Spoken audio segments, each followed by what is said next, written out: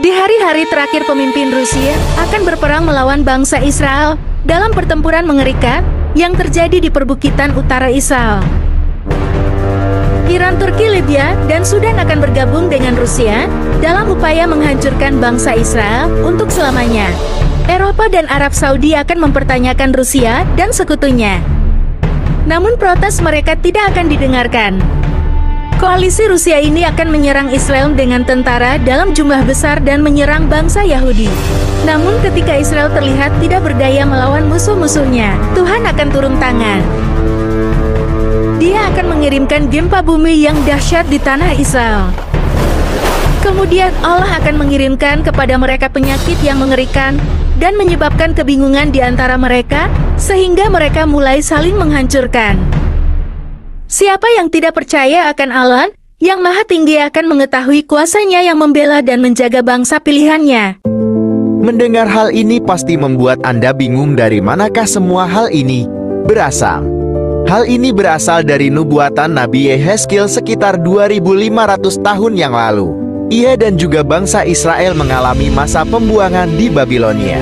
Dalam masa pembuangan Israel, Allah berbicara secara langsung kepada Yehezkiel dan memberitahu ia untuk menuliskan hal yang akan terjadi di masa depan. Dan salah satu pewahyuan dari Allah yang diberikan adalah banyak bangsa yang bersatu menyerang Israel. Datanglah firman Tuhan kepadaku, "Hai anak manusia, tujukanlah mukamu kepada Gog di tanah Magog, yaitu Raja Agung negeri Mesak dan Tubal, dan bernubuatlah melawan dia. Dan katakanlah, beginilah firman Tuhan Allah, lihat aku akan menjadi lawanmu, hai Gog, Raja Agung negeri Mesak dan Tubal. Aku akan menarik engkau dengan mengenakan kelikir pada rahangmu dan membawa engkau keluar beserta seluruh tentaramu, yaitu pasukan berkuda.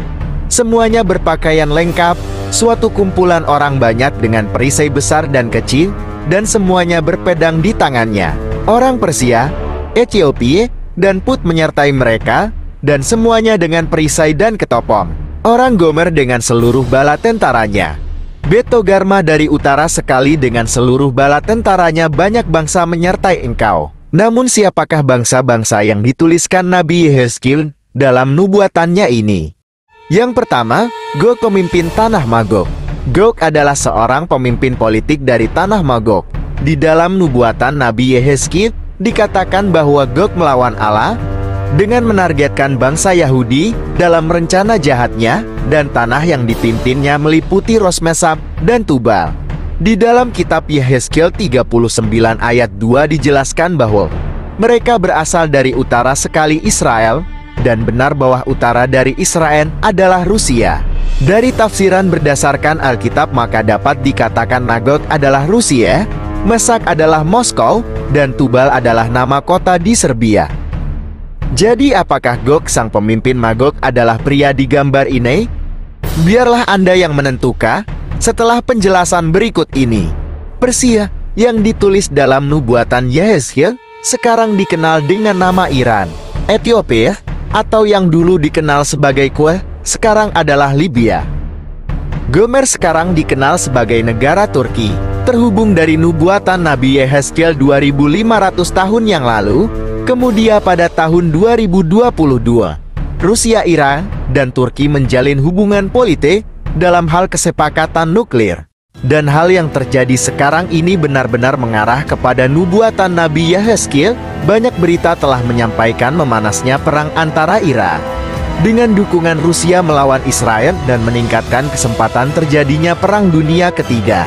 Melihat keadaan perang yang terjadi mengisyaratkan nubuatan Yehezkiel mengenai perang Gog-Magog yang akan terjadi di akhir zaman antara Israel dan bangsa lain. Nubuatan ini disampaikan oleh Allah yang Maha Tinggi sebagai firman yang mempersiapkan umatnya di akhir zaman untuk menguatkan iman percaya kepada Allah dan mempersiapkan diri menjelang kedatangan Tuhan Yesus Kristus kali yang kedua. Firman Allah, Aku adalah Alfa dan Omega, firman Tuhan Allah, yang ada dan yang sudah ada dan yang akan datang, yang Maha Kuasa. Matius 24 ayat 13-14, tetapi orang yang bertahan sampai pada kesudahannya akan selamat, dan Injil kerajaan ini akan diberitakan di seluruh dunia, menjadi kesaksian bagi semua bangsa. Sesudah itu barulah tiba kesudahannya.